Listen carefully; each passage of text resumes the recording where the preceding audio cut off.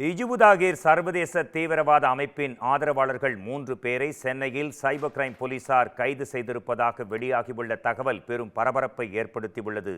இதுகுறித்து விரிவாக பார்க்கலாம் இப்போது. ஹிஜ்புத் தாஹிர் சர்வதேச தீவிரவாத அமைப்பை சேர்ந்த ஆதரவாளர்கள் 3 பேரை சென்னையில் சைபர் கிரைம் போலீசார் கைது செய்திருப்பதாக வெளியாகியுள்ள தகவல்கள் பரபரப்பை ஏற்படுத்தியுள்ளது. இதுகுறித்து விரிவாக பார்ப்போம். அல் காய்தா, அல் உமா, அல் ஜிகாத், லஷ்கர்-ஏ-தொய்பா, ஹிஸ்புல் முஜாஹிதீன், இந்தியன் முஜாஹிதீன், ஜெய்ஷ்-இ முகமது, ISIS உட்பட பல்வேறு பெயர்களில் உலக நாடுகளில் பல்வேறு அமைப்புகள் செயல்படுகின்றன. ஆனால் இவைகள் தீவிரவாத அமைப்புகளாக முத்திரை குத்தப்பட்டு பல்வேறு நாடுகளும் தடை விதித்திருக்கின்றன.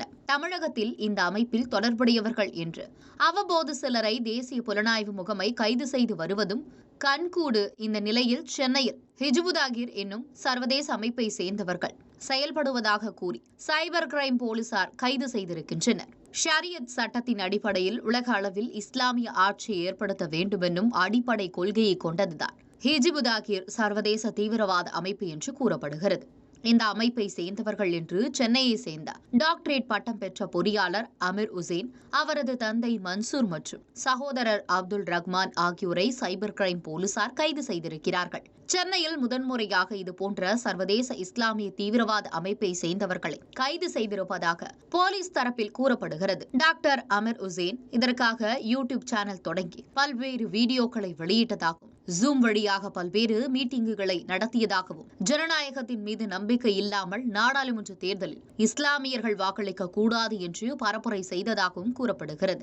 ராயப்பேட்டை பகுதியில் அமீர் உசேன் அதிக கூட்டங்கள் நடத்தியதாகவும், பொதுமக்களிடம் மட்டுமின்றி புரட்சிப்படையை சேர்ந்தவர்களிடம் தங்கள் கொள்கையை பரப்பும் நடவடிக்கையில் ஈடுபட்டு வருவதாகவும் போலீசார் தெரிவித்துள்ளனர். இவ்வாறு தேச விரோத செயல்களில் ஈடுபடுகிற காரணத்தினால் இந்த மூவர் மீதும் ஊபா சட்டத்தின் கீழ் வழக்கு பதிவு செய்யப்பட்டு கைது நடவடிக்கையை போலீசார் மேற்கொண்டு உள்ளனர். இவர்களுடன் தொடர்பிருக்கும் நபர்கள் யார் என்பது குறித்தும், இதற்கு நிதி எவ்வாறு மேற்கொள்ளப்படுகிறது என்பது குறித்தும் விரிவான விசாரணை நடத்தப்பட்டு வருகிறது.